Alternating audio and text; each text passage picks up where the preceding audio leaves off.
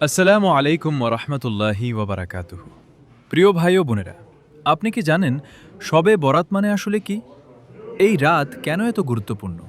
আর এই রাতে আমাদের কি করা উচিত আর কি করা উচিত নয়? আজ সংক্ষেপে ও সহজ ভাষায় আমরা জানব শবে বরাতের আসল অর্থ, উদ্দেশ্য ও সঠিক আমল। শবে বরাত মানে কি? শবে বরাত অর্থ মুক্তির রাত, ক্ষমার রাত, নাজাতের রাত। এই রাতটি আসে শাবান মাসের ১৫তম রাতে। শবে বরাতের মূল ঘটনা কি? হাদিসে বর্ণিত আছে, এই রাতে আল্লাহ তাআলা বান্দাদের দিকে বিশেষ রহমতের দৃষ্টি দেন। তিনি ঘোষণা করেন, কে আছে ক্ষমা চাইবে, আমি তাকে ক্ষমা করে দেব। কে আছে রিজিক চাইবে, আমি তাকে রিজিক দেব। আলহামদুলিল্লাহ, এই রাতে অসংখ্য মানুষ জাহান্নাম থেকে নাজাত পায়। এ কারণেই এই রাতকে বলা হয় শবে বরাত। এই রাত কেন এত গুরুত্বপূর্ণ? কারণ গুনাহ মাফের বিশেষ সুযোগ, আল্লাহর রহমত নাজিল হয়, বান্দা নতুন করে ফিরে আসতে পারে। এই রাত আমাদের মনে করিয়ে দেয়, আজ যদি ফিরে না আসো, কাল দেরি হয়ে যেতে পারে।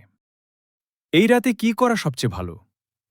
২ বা ততোধিক রাকাত নফল নামাজ, কুরআন তিলাওয়াত, বেশি বেশি ইস্তেগফার, নিজের গুনাহের জন্য কান্না করে তওবা, বাবা, মা, পরিবার ও উম্মাহর জন্য দোয়া, পরদিন শাবানের ১৫ তারিখ নফল রোজা রাখা। এসব আমল সহিহ ও নিরাপদ। এই রাতে কি করা ঠিক নয়? এখানে সতর্ক হওয়া খুব জরুরি। আতশবাজি, ফানুস, গানবাজনা, হৈ-হুল্লোড়, নির্দিষ্ট নামাজ বা রাকাত সংখ্যা বানিয়ে নেওয়া, বিশেষ খাবারকে ফরজ মনে করা, কবরকে কেন্দ্র করে অইসলামিক কাজ নাওজবিল্লাহ, এবাদত মানে প্রদর্শন না, নীরব আত্মশুদ্ধি। শবে বরাতের আসল শিক্ষা। শবে বরাত আমাদের শেখায়, আল্লাহ কখনো দরজা বন্ধ করেন না। তওবার সুযোগ এখনও আছে।